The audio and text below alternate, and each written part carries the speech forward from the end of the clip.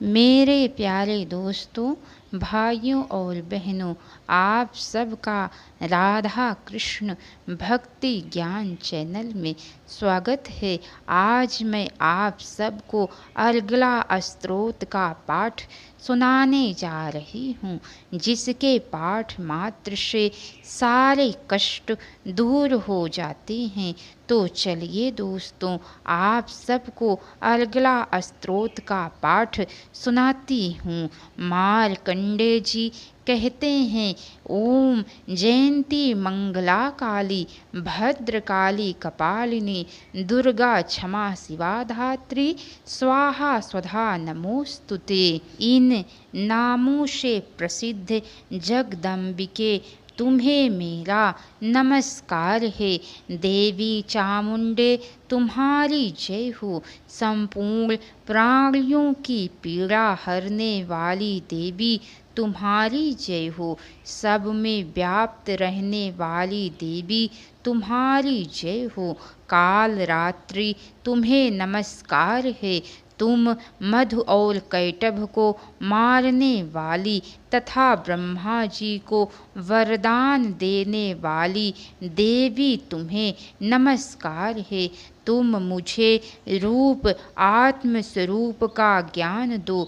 जय मोह पर विजय दो। यश मोह विजय तथा ज्ञान प्राप्ति रूप यश दो और काम क्रोध आदि शत्रुओं का नाश करो। महिषासुर का नाश करने वाली तथा भक्तों को सुख देने वाली देवी तुम्हें नमस्कार है।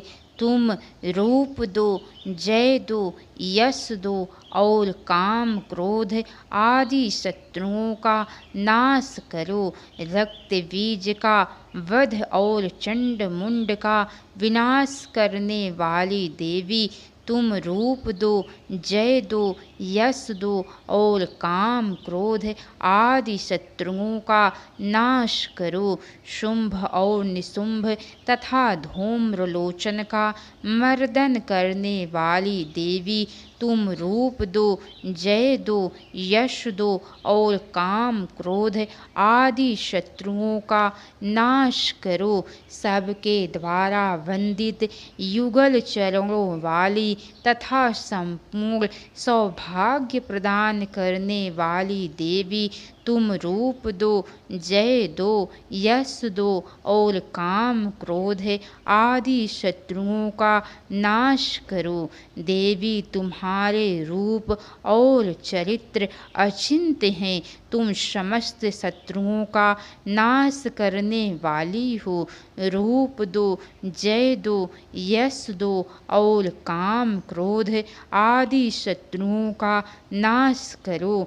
पापों को दूर करने वाली चंडिके जो भक्ति पूर्वक तुम्हारे चरणों में सर्वदा मस्तक झुकाते हैं, उन्हें रूप दो, जय दो, यश दो और उनके काम क्रोध आदि शत्रुओं का नाश करो। रोगों का नाश करने वाली चंडिके जो भक्ति पूर्वक तुम्हारी स्तुति करते हैं, उन्हें रूप दो, जय दो, यश दो और उनके काम क्रोध आदि शत्रुओं का नाश करो। चंडिके इस संसार में जो भक्ति पूर्वक तुम्हारी पूजा करते हैं, उन्हें रूप दो, जय दो, यश दो और उनके काम क्रोध आदि शत्रुओं का नाश करो। मुझे सौभाग्य और आरोग्य दो, परम सुख दो, रूप दो, जय दो, यश दो और मेरे काम क्रोध आदि शत्रुओं का नाश करो। जो मुझसे द्वेष रखते हैं, उनका नाश और मेरे बल की वृद्धि करो। रूप दो, जय दो, यश दो और मेरे काम क्रोध आदि शत्रुओं का नाश करो। देवी मेरा कल्याण करो, मुझे उत्तम संपत्ति प्रदान करो। रूप दो, जय दो, यश दो और काम क्रोध आदि शत्रुओं का नाश करो। अंबिके, देवता और असुर दोनों ही अपने माथे के मुकुट की मणियों को तुम्हारे चरणों पर घिसते रहते हैं।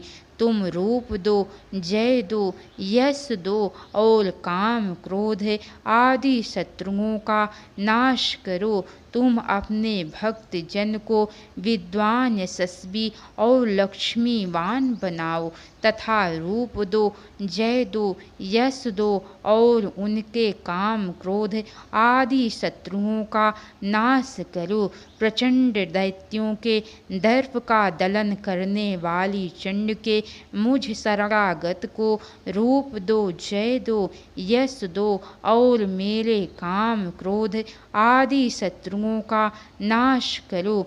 चतुर्भुज, ब्रह्मा के द्वारा प्रशंसित चार भुजाधारिणी परमेश्वरी, तुम रूप दो, जय दो, यश दो और काम क्रोध आदि शत्रुओं का नाश करो। देवी अंबिके, भगवान विष्णु नित्य निरंतर भक्ति पूर्वक तुम्हारी स्तुति करते रहते हैं। तुम रूप दो, जय दो, यश दो और काम क्रोध आदि शत्रुओं का नाश करो। हिमालय कन्या पार्वती के पति महादेव जी के द्वारा प्रशंसित होने वाली परमेश्वरी, तुम रूप दो, जय दो, यश दो और काम क्रोध आदि शत्रुओं का नाश करो। सचीपति इंद्र के द्वारा सद्भाव से पूजित होने वाली परमेश्वरी, तुम रूप दो, जय दो, यश दो और काम क्रोध आदि शत्रुओं का नाश करो। प्रचंड भुज दंडों वाले दैत्यों का घमंड दूर करने वाली देवी, तुम रूप दो, जय दो, यश दो और काम क्रोध आदि शत्रुओं का नाश करो। देवी अंबिके, तुम अपने भक्त जनों को सदा असीम आनंद प्रदान करती हो। मुझे रूप दो, जय दो, यश दो और मेरे काम क्रोध आदि शत्रुओं का नाश करो। मन की इच्छा के अनुसार चलने वाली मनोहर पत्नी प्रदान करो, जो दुर्गम संसार सागर से तारने वाली तथा उत्तम कुल में उत्पन्न हुई हो। जो मनुष्य इस स्तोत्र का पाठ करके सप्तशती रूपी महास्तोत्र का पाठ करता है, वह सप्तशती की जप संख्या से मिलने वाले श्रेष्ठ फल को प्राप्त होता है। साथ ही वह प्रचुर संपत्ति भी प्राप्त कर लेता है। अब मैं आप सबको माता जी के कीलक का पाठ सुनाती हूँ। ओम चंडिका देवी को नमस्कार है। मार्कंडे जी कहते हैं, विशुद्ध ज्ञान ही जिनका शरीर है, तीनों वेद ही जिनके तीन दिव्य नेत्र हैं, जो कल्याण प्राप्ति के हेतु तथा अपने मस्तक पर अर्धचंद्र का मुकुट धारण करते हैं, उन भगवान शिव को नमस्कार है। मंत्रों का जो अभिकीलक है, अर्थात मंत्रों की सिद्धि में विघ्न उपस्थित करने वाले साप रूपी कीलक का जो निवारण करने वाला है, उस सप्तशती स्तोत्र को संपूर्ण रूप से जानना चाहिए और जानकर उसकी उपासना करनी चाहिए। यद्यपि सप्तशती के अतिरिक्त अन्य मंत्रों के जप में भी जो निरंतर लगा रहता है, वह भी कल्याण का भागी होता है। उसके भी उच्चाटन आदि कर्म सिद्ध होते हैं तथा उसे भी समस्त दुर्लभ वस्तुओं की प्राप्ति हो जाती है। तथापि जो अन्य मंत्रों का जप ना करके केवल इस सप्तशती नामक स्तोत्र से ही देवी का स्तुति करते हैं, उन्हें स्तुति मात्र से ही सच्चिदानंद स्वरूपणी देवी सिद्ध हो जाती हैं। उन्हें अपने काल की सिद्धि के लिए मंत्र, औषधि तथा अन्य किसी साधन के उपयोग की आवश्यकता नहीं रहती। बिना जप के ही उसके उच्चाटन आदि समस्त अभिचारिक कर्म सिद्ध हो जाते हैं। इतना नहीं, उनकी संपूर्ण अभिष्ट वस्तुएं भी सिद्ध होती हैं।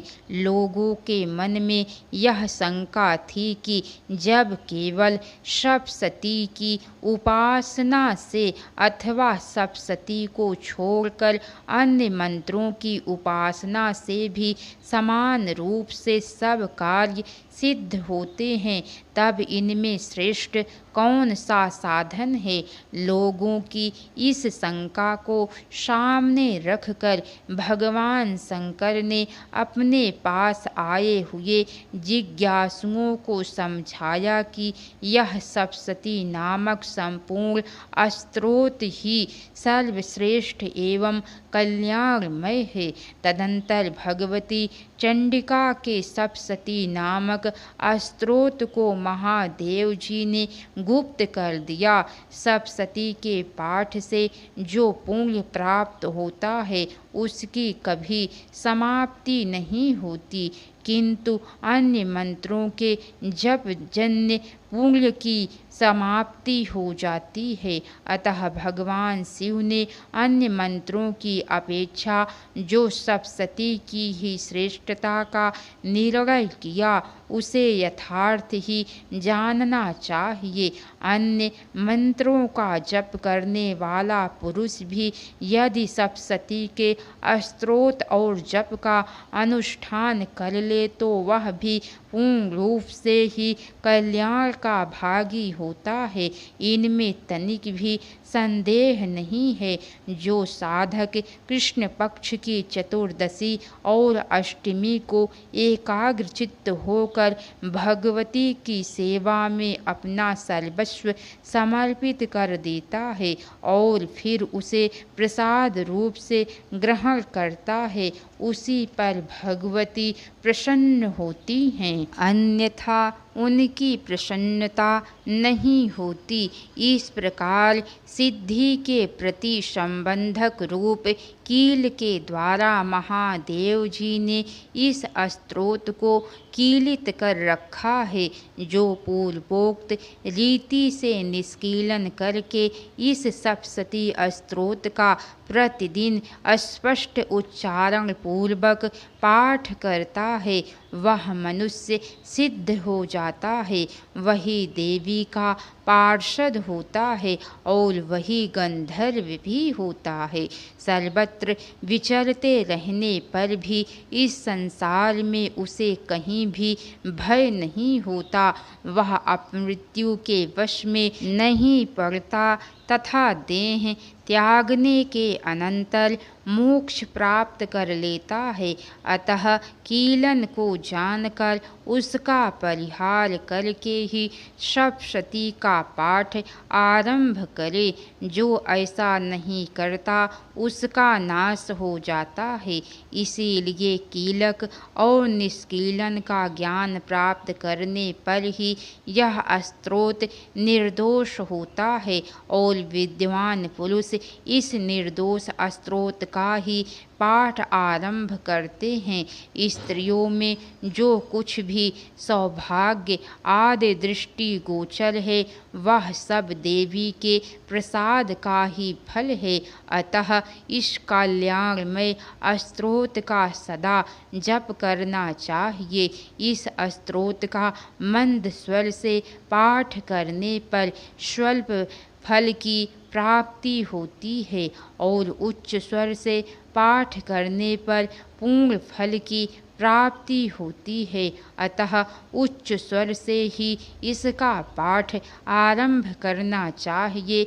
इनके प्रसाद से ऐश्वर्य, सौभाग्य, आरोग्य, संपत्ति, शत्रुनाश तथा परम मोक्ष की भी सिद्धि होती है। उन कल्याणमयी जगदम्बा की स्तुति मनुष्य क्यों नहीं करते? तो बोलिए, जगत जननी जगदम्बा की जय, आदिशक्ति माता दुर्गा की जय, महाकाली, महालक्ष्मी, महासरस्वती की जय। इसके आगे की कथा दोस्तों आप सबको अगले अध्याय में सुनने को मिलेंगी। तो कैसी लगी कथा लाइक करके कमेंट बॉक्स में ज़रूर बताइएगा। अगर हो सके तो एक बार शेयर भी ज़रूर कीजिएगा। तो बोलिए दोस्तों, राधे राधे।